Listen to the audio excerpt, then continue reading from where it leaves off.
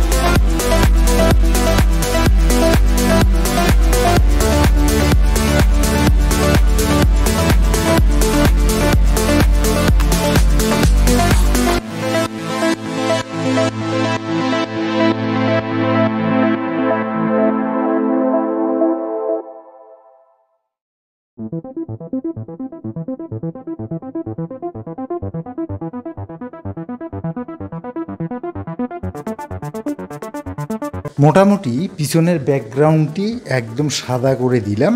এখন lighting setup এবং আমি কোথায় বসবো এবং কিভাবে শ্যুট করব এই বিষয়টি টোটালটা আমি দেখিয়ে দিচ্ছি। আপনারা একদম খুব অল্প বাজেটের ভিতরে এই কাজটি করতে পারবেন।